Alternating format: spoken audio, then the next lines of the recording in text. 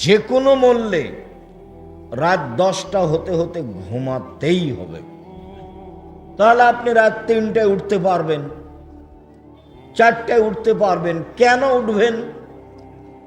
আল্লাহ প্রত্যেক দিন রাতের 3 ভাগের 2 ভাগ পার হলে সপ্তম আকাশ থেকে প্রথম আকাশে নেমে আসেন। রাতের 3 ভাগের 2 ভাগ পার হলে আল্লাহ সপ্তম আকাশ থেকে প্রথম আকাশে নেমে আসেন। নেমে এসে বলেন, মায়া দুনি ফাস্তা জিবালাহু, কেউ কি তোমরা আমাকে কিছু বলতে চাও? বলো, আমি তোমাদের কথা শুনব। 2, মায়া সালিনী ফাউ উতিয়াহু, কেউ কি তোমরা আমার কাছে কিছু চাও? চাও, দিয়ে দিব। 3, মায়াস্তাক ফেরুনি ফাঁক ফেরালাহু, তোমরা কে আমার কাছে ক্ষমা চাও? ক্ষমা চাও, আমি ক্ষমা করে দিব।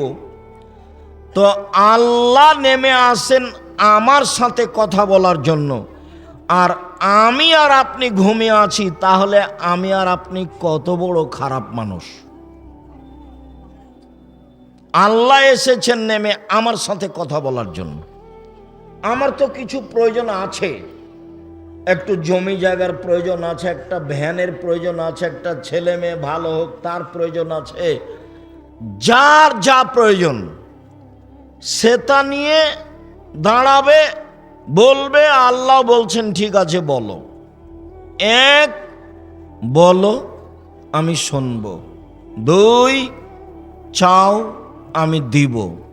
3, ক্ষমা চাও, ক্ষমা করে দিব। শুধু এইভাবে বলতে থাকেন ফজরের আজান পর্যন্ত। আর আমি ঘুমিয়েছি। আর এই ছেলে, তোমার স্বভাবের কথা বলি, তোমার বোনেরও স্বভাব তাই। কি সেটা? বড় মোবাইল ব্যবহার করো, সব সময় ল্যাংটা মেয়ে নাচে, রাত 2টা 3টায় ঘুমাও। বলো তো তুমি কিভাবে উঠবা? তুমি রাত 3টায় কিভাবে উঠবা? তুমি তো রাত 2টায় ঘুমাও। তোমাদের বাড়ির স্বভাব কেমন হয়েছে জানো? তোমাদের বাড়িতে জেনার বন্যা সয়লাভ। কিভাবে? তুমি মনে করছো যে আমি একাই ল্যাংটা মেয়ে দেখছি। না, তোমার বোনও ওই ঘরে দেখে, তোমার মাও ওই ঘরে দেখে, তোমার বাপও ওই ঘরে দেখে। গোটা বাড়ি এখন শয়তান চালায়। কে চালায়? শয়তান চালায়। দেখো, সবার কাছে বড় মোবাইল আছে। জামিয়া সালাফিয়ায় প্রতি মাসে বেতন লাগে 40 লক্ষ প্রতি মাসে। প্রত্যেক দিন বিকালে 40 থেকে 50 থেকে 60 থেকে 1 লক্ষ টাকা বিল লাগে। জমি কিনা তো আছেই, তারপরও আমার হাতে একটা ছোট মোবাইল থাকে। জামিয়া সালাফিয়া কিভাবে চলে তা শিক্ষক জানে না, জামিয়া সালাফিয়া কিভাবে চলে তা ছাত্র জানে না, জামিয়া সালাফিয়া কিভাবে চলে তা নেবরাসের সদস্য কমিটির কেউ জানে না। যদিও আমিও ভালোভাবে জানি না কিভাবে চলে, তবে আমি দেখি যে চলে। আমার মনে বড় স্বাদ, এই দেশের মাটিতে আমি উন্নত মানের প্রতিষ্ঠান গড়বই গড়ব ইনশাআল্লাহ, যেখানে ছেলে মেয়ে বাংলা, ইংরেজি, আরবি উন্নত মানের শিক্ষা অর্জন করে জাতির অন্যায়ের বিরুদ্ধে লড়বে মুখে কলমে মিডিয়ায়। এই যে মুখে আছি, কলম আমার সাথে আছে, মিডিয়াও সাথে আছে। জাতিকে ফাঁকি দিনি। জাতির যদি রাস্তাঘাট করে দিতে না পারি, জাতির যদি স্কুল কলেজ করে দিতে না পারি, জাতিকে চূড়ান্ত সঠিক ধর্ম দিতে পারবো ইনশাআল্লাহ। ধর্মের ব্যাপারে ফাঁকি দিয়ে আমি পরকাল হারাতে রাজি নই। এ কথাই ঠিক যে আমি বলি না আমারটা চূড়ান্ত ঠিক। এদেশের শতকরা 95 জন বক্তা মিথ্যুক। আমি বলিনি ইনি মিথ্যুক, আপনি তদন্ত করেন। এদেশের শতকরা 98 জন মুফাসসির মিথ্যুক। আমি বলিনি ইনি মিথ্যুক, আপনি তদন্ত করেন। এদেশের মাটিতে প্রায় 3 লক্ষ জাল জয়ীফ হাদিস আছে। আমার বাসায় আছে প্রায় 10,000 মানুষের বানানো হাদিস। ধর্মের নামে চলে, ধর্মের নামে চলে। অনেক দিন আগে ঘুঘুরাতলিতে এসেছিলাম কথা বলার জন্য। সেদিন প্রায় সব কথাইগুলি সেই লোকগুলোর সামনে নতুন ছিল, যদিও আমার কাছে কিছু করার নেই। কেন? আমি খুব ভালোভাবেই জানি হক বলা যেমন কঠিন, হক মানাও তেমন কঠিন। হক বলা যেমন কঠিন, হক মানা তেমন কঠিন। আব্দুর রাজাক সাহেব, হক বলা কঠিন কেন? এই ছেলে, তোমরা যারা বড় ছেলে যে গল্প করছে তাকে হাতে ইশারা করবে না? এই এখানে কি করছো তুমি?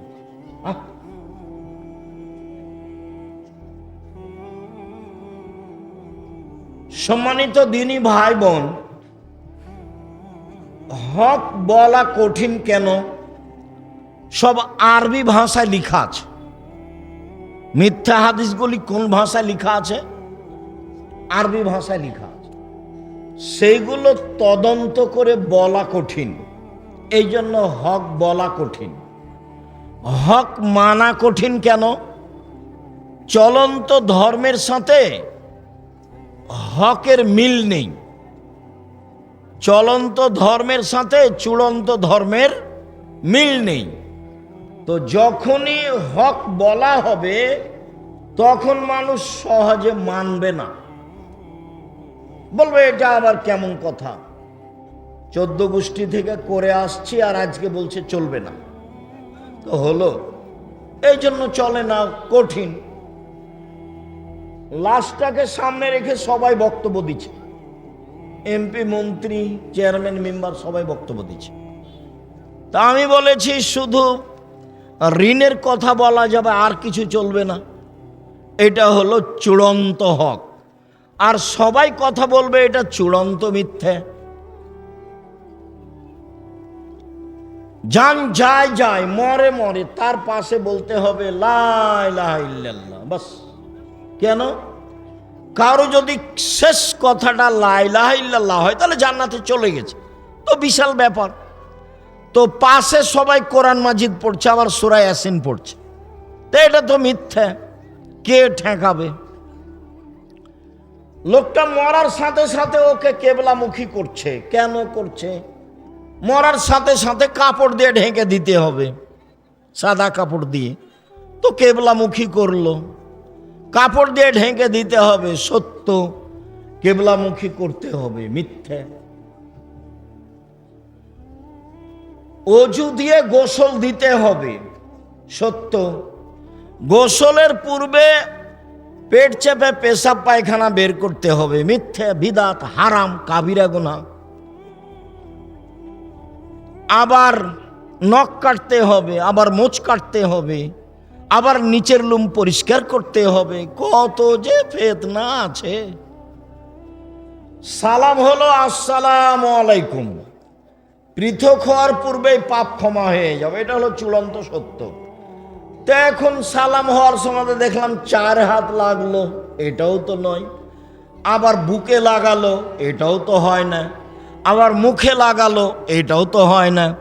আবার বাঁকা হলো, এটাও তো হয় না। আবার এরকম করলো, এটাও তো হয় না। হাঁটুতে সালাম দিল, সেটাও তো হয় না। পায়ে সালাম দিল, সেটাও তো হয় না। এক সালামে যে কত বেদাত আছে। আল্লাহর নবী বলছেন, পৃথিবীর মানুষ শুনে রেখো, এখনো মিম্বাদি আইম্মা এহাদুনা বেগায়রে হাদিয়াতি, আমার আদর্শ বাদ দিয়ে অন্য আদর্শ ধরে বলবে এটাই রাসূলের আদর্শ। আমার সুন্নাত ছেড়ে দিয়ে বলবে অন্য সুন্নাত ধরে নে, এটাই রাসূলের সুন্নাত। ওইসব মাওলানাদের দেখতে লাগবে মানুষ, ওদের অন্তর হলো শয়তানের অন্তর। হুজুরের অন্তরটা কেমন? শয়তানের। আমি এ কথা বলিনি, এ কথা কে বলছেন? মোহাম্মদ সাল্লাল্লাহু আলাইহি ওয়াসাল্লাম, হাদিস বুখারী মুসলিম। হুজুরকে দেখতে লাগে মানুষ, হুজুরের অন্তর হলো শয়তানের অন্তর। হুজুর একটু দমে না কেন? সবসময় খালি চাপে নওয়াজের ভাষাতে হাইনঠামো করে কেন? হাইনঠামো করে কেন? ধর্ম কি হুজুরের পৈতৃক সম্পত্তি, বাবার সম্পত্তি? দেখে বলবে, না হলে যারা জানে তাদের কাছে আশ্রয় নেবে। শুনুন, জাতির যদি রাস্তাঘাট করে দিতে না পারি, জাতির যদি স্কুল কলেজ করে দিতে না পারি, জাতিকে চূড়ান্ত সঠিক ধর্ম দিতে পারবো ইনশাআল্লাহ। ধর্মের ব্যাপারে জাতিকে ফাঁকি দিয়ে পরকাল হারাতে রাজি নই। আছি মুখে, আছি মিডিয়ায়, আছি কলমে, আছি শিক্ষা প্রতিষ্ঠানে।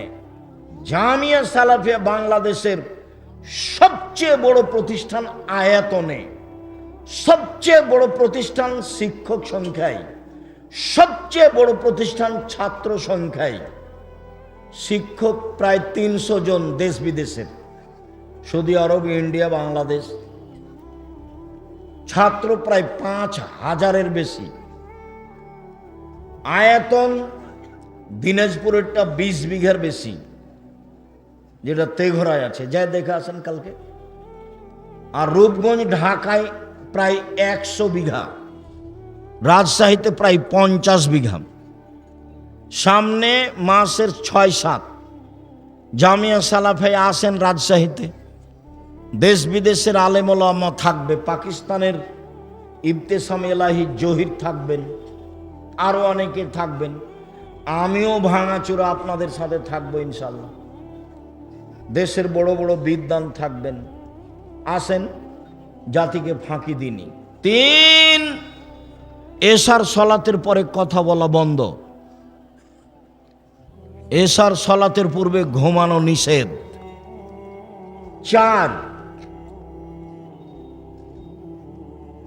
মান ওয়ালাদালাহু আলাদুন, কারো যদি ছেলে মেয়ে জন্ম নেয়, ফালিহিসান ইসমাহু, সুন্দর একটা নাম রাখতে হবে, হয় গুণবাচক আর নয় নবীদের নাম, ইব্রাহিম, ঈসা, মোসা, জাকারিয়া, এগুলো। আর না হলে গুণবাচক, আব্দুল্লাহ, আব্দুর রহমান, আব্দুর রহিম, আব্দুল সত্তার, আব্দুর রাজ্জাক, আব্দুল জব্বার। ওগুলো কি নাম রেখেছেন? নামটা শুনতে ঘৃণা লাগে। আবার ছেলে বলছে লম্বা করে, আবার বাপে বলছে যে ভালো নামটা বলো আব্বু, ভালো নামটা বলো। কত নিম্ন শ্রেণীর বাপ আর কত নিম্ন শ্রেণীর মা। ওরা ভালো নামটা বলে ডাকে না। এ বাপই নয়, এই ছেলে তুমি ওকে চাচা বলে ডাকিও। যেই বাপ তোমাকে বলে ভালো নামটা বলো আব্বু, ভালো নামটা বলো, ও বাপ নয় তোমার, ও হলো তোমার চাচা। আমার ওকে বাপ বলতে কষ্ট হয়। জন্ম দিতে পারলে বাপ হওয়া যায় না। ক্ষমতার নাম বাপ, নীতির নাম বাপ। প্রসাব করাতে পারলে মা হওয়া যায় না, নীতির নাম মা। বাচ্চাকে দুধ খাওয়াতে পারলে মা হওয়া যায় না। পাগলিও বাচ্চাকে দুধ খাওয়াতে পারে, পাগলিও বাচ্চাকে দুধ খাওয়াতে পারে। পাগলি জানে না বাচ্চার কোনটা ভালো নাম আর কোনটা মন্দ নাম। নাম আপনি দুটা রাখলেন কোন শরমে? রাখলেন কেন? কেন? এদেরকে শিষ্টাচার শিখিয়ে দিবে। 3, অলে তুরাজ্জালাহুন্না, আমার বোনদের মাথার চুল চিরুনি করে সাজগোজ করে পরিপাটি করে রাখবে। 4, অলে তাকুম আলাইহিন্না, আমার স্ত্রী আমার বোনদেরকে পাহারা দিবে। মা মানে 1, বিদ্যা শিখিয়ে দিবে। মা মানে 2, শিষ্টাচার শিখিয়ে দিবে। 3, বাচ্চাকে পরিপাটি করে সাজগোজ করে রাখবে। 4, বাচ্চাকে পাহারা দিবে। এর নাম মা, শিষ্টাচার। রাসূল সাল্লাল্লাহু আলাইহি সাল্লাম বলেন, কারো যদি 3টা মেয়ে থাকে, 1, বিদ্যা শিখিয়ে দেয়, 2, শিষ্টাচার শিখিয়ে দেয়, 3, বিবাহ শাদী দিয়ে দেয়, 4, আহসানা ইলাইহিন্না, তার সাথে ভালো আচরণ করে, তাহলে মেয়ে 3টি বিচারের মাঠে বাপকে জান্নাতে নিয়ে যাওয়ার জন্য জাহান্নাম থেকে অন্তরাল হবে। ওইদিকে জাহান্নাম, এদিকে বাপ, আর মধ্যে মেয়েরা একেবারে বেঁকে যাবে। আমার বাপকে জান্নাতে দিতে হবে আগে, তারপরে কোনো কথা, কোনো কথাই নাই। আল্লাহর সামনে তারা বলবে কোনো কথাই নাই, আমার বাপকে আগে জান্নাতে দিতে হবে, তারপরে কোনো কথা। কোন বাপ? এক, বিদ্যা শিখালো, দুই, শিষ্টাচার শিখালো, তিন, বিবাহ শাদী দিয়ে দিল, চার, ভালো আচরণ করলো। আমি মনে হয় বুঝাতে পারি না ভালো করে। মেয়ের সাথে খাস্টা মেষ্টা করা হবে না। একটা মেয়ে হয়েছে তখন স্বামী স্ত্রী বলা বলি করছে, শাশুড়ি বলছে কি করবে কি করবে, তার একটা ডিপিএস করলো, একটা গরু কিনো, গাব। দুইটা হয়েছে তখন দাদিরাও বলছে কি করবি ভাই, একটা কিছু কর। তিনটে যখন মেয়ে হয়েছে তখন বলছে ভাই এ বউ চলবে না, বউ তালাক দে। দাদিও বলছে, নানিও বলছে। দেখেন কেমন হয়ে আছে ধর্ম, কারোর কাছে শিষ্টাচার নাই। এই ছেলে তুমি জাতির কি করতে পারো, জাতির তুমি কি করতে পারো? তুমি শুধু মোবাইল চালা শিখেছ আর জেনা করতে শিখেছ মোবাইলে। দুই চোখের জেলা হলো চোখ দিয়ে দেখা, দুই কানের জেলা হলো কান দিয়ে শোনা, হাতের জেনা হচ্ছে হাত দিয়ে ধরা, পায়ের জেনা হচ্ছে এই পথে চলা, অন্তরের জেনা হচ্ছে পরিকল্পনা করা, মুখের জেনা হচ্ছে মুখে কথা বলা। তুমি জানো কত মেয়ের সাথে মোবাইলে কত কথা বলো। আল্লাহর নবী বলছেন আমার বড় ভয়, আমার উম্মাত গোপন পাপে লিপ্ত হবে, এটা আমার ভয়। আমার বড় ভয়, আমার মেয়ে গোপন পাপে লিপ্ত হবে, এটা আমার ভয়। কাছাকাছি চলে আসলাম, শেষে চলে আসলাম। অতীব গুরুত্বপূর্ণ বুখারী মুসলিমের হাদিস। এ হাদিস বলে আজকের মতো কথা শেষ করব। এক পায়ে দাঁড়িয়ে থাকবেন, নড়বেন না।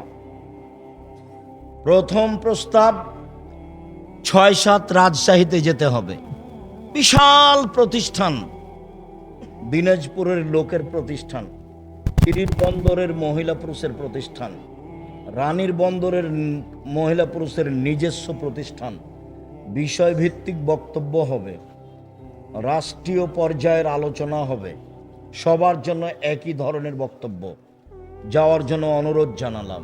২, আলিতেসাম পত্রিকা একটা চলন্ত মাসে নিতে হবে, আর আমি কিনেছি একটা ফ্রি দেওয়ার জন্য। আমি ইতেসামের কাছে কিনে নিয়েছি, জামিয়া সালাফের কাছে, জামিয়া সালাফের কাছে আমি টাকা দিয়ে কিনে নিয়েছি আপনাকে ফ্রি দেওয়ার জন্য। 50টা প্রশ্নের উত্তর আছে। আজকের আলোচনা উপদেশ বইয়ে আছে, আদর্শ নারীতে আছে, আদর্শ পরিবারে আছে। যাওয়ার সময়তে অবশ্যই মূল্যায়ন করবেন। আর এইটা একটা প্রতিষ্ঠান জামিয়া সালাফিয়ার সাথে সম্পৃক্ত। ছেলে মেয়ে অতীতে যা হয়েছে হয়েছে, ওটা ভুল করেছেন, এখন ফিরে আসেন। এই ছেলেরা তোমরাকেও বলছি, বিবাহ শাদী করেছো, বউ নিয়ে একটু ভালোভাবে চলো, খালি খাস্টা মেষ্টা করো না, বউকে গালি দিও না। শোনো, এক, যে মানের খাচ্ছ বউকে সেমানের খাওয়াবা। 3, যে মানের কাপড় পরো সেমানের পরাবা। 3, কটু কথা বলবা না, গালি দিও না। একবার গালি দিলে 10 বছর ভালোবাসবে না। খালি প্রশংসা করো, সুন্দরী হোক আর না হোক। বলো যে তোমার মতো কোনো সুন্দরী নারী দেখি না, সারা রাত পাটি বেঁধে। ওরা হলো প্রশংসা প্রিয় মানুষ। তুমি ভুল করে গালি টালি দাও, সেই করো, ওগুলো করা হবে না। 4, মুখের উপরে মারা হবে না। 5, নিজের বাড়ি ছাড়া কোথাও যেতে দিতে হবে না। শ্বশুর বাড়ি পাঠাও যদি নিজে যায়, সকালে যাবা সন্ধ্যায় ফিরে আসবা, বউ নিয়ে যাবা বউ নিয়ে চলে আসবা, বিবাহের বাড়িতে পাঠাও না। আর যদি তোমার বউ বাজারে যায়, রানীর বন্দর বাজারে যাইতে আমি ধরে নিয়েছি, তুমিও দুনিয়াতে নেই, বিদেশে চলে গেছো, নাহলে মরে গেছো। তোমার ছোট ভাইও নাই, তোমার বড় ভাই নাই, তোমার বাপও নাই, তোমার শ্বশুরও নাই, তোমার ভাগনারাও নাই, কেউ নেই। তোমার বউ একেবারে নিরুপায় হয়ে বাজারে গেছে, অনাথ। জানি না তোমার বউ কেন বাজারে যায়। আমরা তো জীবনে একদিনও যাই না, তবু তো বেঁচে আছি। আমি জীবনে কোনোদিন চায়ের স্টলে বসিনি, জীবনে কোনোদিন বসিনি, তো বেঁচে আছি তো। চায়ের স্টলে বসিনি কোনোদিন, দোকানে হাট বাজারে তো আমরা তেমন যাই না। প্রতিষ্ঠানের আশেপাশে যারা দোকানদার আছে তারা চিনে, এখন আমাকে দেখে চিনে কি না হয়তো আবার দেখলে বলবে যে ওই যে যাচ্ছে, এমনটা বলতে পারে। আমি কোনোদিন বসিনি। 4টা জিনিস জরুরি হাদিসটা বলতে যাচ্ছি। 1, 5 ওয়াক্ত সালাত। এই ছেলে, একটু বিরক্ত হয়েও না। 5 ওয়াক্ত সালাত, হালাল রুজি, কোরআন তেলাওয়াত। 4, আড্ডা পিটা নিষেধ। আড্ডা পিটা 2 ধরনের। দোকানে বসে গল্প করা চিরদিনের জন্য হারাম। 2, মোবাইল দেখা ঘন্টার ঘন্টা, এটাও আড্ডা পিটা চিরদিনের জন্য হারাম। 1, কি বলতো? 1, 5 ওয়াক্ত সালাত। 2, হালাল রুজি, ব্যবসা, নবীর সাথে থাকা যাবে। 3, কোরআন তেলাওয়াত, প্রয়োজনে সূরা ইখলাস 3 বার পড়বো। আমি আল্লাহকে বলবো, দেখো আমি কোরআন পড়েছি, 1 বার কোরআন পড়েছি। 4, আড্ডা পিটা নিষেধ। আড্ডা পিটা 2 ধরনের। 1, দোকানে বসে বা নির্বাচনের ঘরে বসে সবাই মিলে এমন গল্প জমাইছে আর চা খাচ্ছে, টাকা দিয়েছে তো আর একজন, মাথায় কিছু আছে, সবই কি করবো, মনে কষ্ট নিও না, আমি তোমাকে মন দিয়ে ভালোবাসি, তুমি আমার কাছের সন্তান, তুমি আমার কাছের ভাই, তোমাকে আমার আদরের কোনো অভাব নেই, আপনাকে মূল্যায়নের কোনো অভাব নেই। তবে আপনার ছেলে এই জুয়ার চুরি করে বেড়াবে, এর পিছনে ওর পিছনে দৌড়িয়ে বেড়াবে, এটা আমি চাই। আপনার ছেলে পড়াশোনা শিখবে, হালাল রুজি উপার্জন করবে, নিজের মতো খাবে, নিজের মতো চলবে। কথা বুঝাতে পারিনি? পড়াশোনা শিখেছে, ব্যবসা করবে, না হলে চাকরি করবে, না হলে দিনমজুরি করবে, নিজের মতো খাবে, নিজের মতো চলবে। 5 ওয়াক্ত সালাত, হালাল রুজি, কোরআন তেলাওয়াত, বাস জান্নাত হবে। ধান্দাবাজি করতে গেছো কেন? কেন গেছো ধান্দাবাজি করতে? যাবা কেন? কেন যাবা? আয়েশা রাদিয়াল্লাহু তাআলা আনহা বলেন, আমরা সফর থেকে আসছিলাম, হঠাৎ করে আমার গলার হার হারিয়ে গেল। আমার বড় বোনের কাছ থেকে চেয়ে নিয়ে এসেছিলাম, খুঁজেও পাই না, যেতেও পারি না। সালাতের টাইম হয়ে গেল, পানিও নাই, অজুও করতে পারি না। বড় বিপদে পড়ে গেলাম, সবাই বিপদে। সবাই আমার আব্বাকে বলল, জানেন কি হয়েছে? কি হয়েছে? আরে আপনার মেয়ে তো হার হারিয়েছে, খুঁজে পায় না, যেতেও পারি না, পানিও নেই, অজুও করতে পারি না, সালাত আদায় করতে পারি না। তাই এই কথা শুনে আয়েশা রাদিয়াল্লাহু তাআলা আনহা বলেন, আমার আব্বা আমার দিকে আসলেন। উনি বলছেন আবু বকর সিদ্দিক আসলেন, ওয়াল্লাকা জানি লাকজাতান শাদীদা, আমার কোমরের উপরে এত জোরে তিনি মারলেন যে আমার স্বামী আমার উরু রানের উপরে মাথা দিয়ে ঘুমাচ্ছিলেন। যদি না ঘুমাতেন তাহলে আমি মায়ের কারণে দূরে সরে যেতাম, তিনি এত জোরে মারলেন। আরেকটু, বাংলাদেশে যদি জামাই মেয়ের উরু রানের উপরে মাথা দিয়ে ঘুমায়, তাহলে শ্বশুর ওইদিকে যাবে, এভাবে উল্টা ঘুরে দাঁড়াবে। আয়েশা রাদিয়াল্লাহু তাআলা আনহার বিবরণ, বুখারী মুসলিম। আবু বকর সিদ্দিক আমার নিকটে আসলেন, খুব জোরে আঘাত করলেন, লাকাজানি লাকজাতান শাদীদা, খুব জোরে আঘাত করলেন। ওই সময় আমার স্বামী আমার উরু আমার রানের উপরে মাথা দিয়ে ঘুমাচ্ছিলেন, না ঘুমালে আমি মায়ের কারণে দূরে সরে যেতাম, এত জোরে মেরেছেন। এইবার কথা, সবচেয়ে বড় মানুষে মারলেন, নবী রাসূল ব্যতীত, নবী রাসূল বাদ দিয়ে পৃথিবীর ইতিহাসে আবু বকর সিদ্দিক রাদিয়াল্লাহু তাআলা বড় মানুষ কেউ নেই। বুঝাতে পারিনি কথা? নবী রাসূল বাদ দিয়ে পৃথিবীতে সবচেয়ে বড় মানুষ কে? আবু বকর সিদ্দিক রাদিয়াল্লাহু তাআলা। সবচেয়ে বড় মানুষে মারলেন, সবচেয়ে বড় মানুষের সামনে মারলেন কে? মুহাম্মদ সাল্লাল্লাহু আলাইহি সাল্লাম। সবচেয়ে বড় মহিলাকে মারলেন, কাকে মারলেন? আয়েশা রাদিয়াল্লাহু তাআলাকে মারলেন। বিবাহদারী মেয়েকে মারলেন, মেয়ের বিবাহ দিয়ে দিয়েছেন। জামাইয়ের সামনে মারলেন, হাত দিয়ে মারলেন, দিন দুপুরে মারলেন, প্রায় 1400 মহিলার সামনে মারলেন। 1400 মানুষের সামনে মারলেন, মহিলা নয়, 1400 মানুষের সামনে মারলেন। সবচেয়ে বড় মানুষে মারলেন, সবচেয়ে বড় মানুষের সামনে মারলেন, সবচেয়ে বড় মহিলাকে মারলেন, হাত দিয়ে মারলেন, বিবাহদারী মেয়েকে মারলেন, জামাইয়ের সামনে মারলেন, দিন দুপুরে মারলেন, খোলা মাঠে মারলেন। এত বড় বাপে এত বড় বেটিকে এত মানুষের সামনে মেরে দিলেন। ভুল কোথায় হারটা হারিয়ে গেছে বুঝতে পারেননি, এ হলো ভুল। আর আপনার মেয়ে দোকানে দাঁড়িয়ে আছে বোরখা পরে, খারাপ লাগলো না? আপনি একটা ধমকও দিতে পারেন না? মেয়েটা ক্লাস 10-এ পড়ে, নখ বড় আছে, চুল ছোট আছে, আপনার প্যান্টটা আঁটো সাঁটো আছে, পায়জামাটা কত কি আছে, আপনার ভুরু তোলা আছে, ভুরু চিকন করা আছে, নাক পরিষ্কার করা আছে, কত কি যে আছে, দাঁত ছিলা আছে, সবই নাজায়েজ হারাম। আপনি ধমকও দিতে পারেন না? আপনার বউ তো বাপের বেঁচে থাকা ঠিক নয়, মরে যাওয়া ভালো। মেয়ে লালন পালন করবে জামিয়া সালাফে ইনশাল্লাহ। 5000-এর বেশি ছেলে মেয়ে আছে, 500-র অধিক এতিম অসহায় আছে। আপনার মেয়েকেও পড়াবো ইনশাল্লাহ। আপনার মতো বাপের আমি বেঁচে থাকা চাইনি। বাপ যেভাবে পরিবার কন্ট্রোল করা যাবে তার নাম বাপ। কথা দিয়ে পিটিয়ে পরিবার কন্ট্রোল করবো, এ দেখেন বাপ মেয়েকে মারে দিলেন। বিবাহদারী মেয়েকে, বাপের কাছে মেয়ে কোনোদিন বড় হয় না, বুঝাতে পারিনি। বাপের কাছে মেয়ে কোনোদিন বড় হয় না। জামাইয়ের সামনে মারলেন, জামাই কোনো কিছু বলতে পাবেন না। সম্মানিত দিনী ভাই বোন, আলোচনার শেষে চলে আসলাম।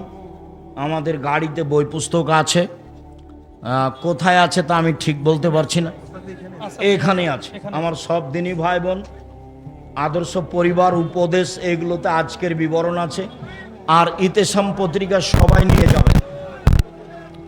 কয়েকটা জিজ্ঞাসা,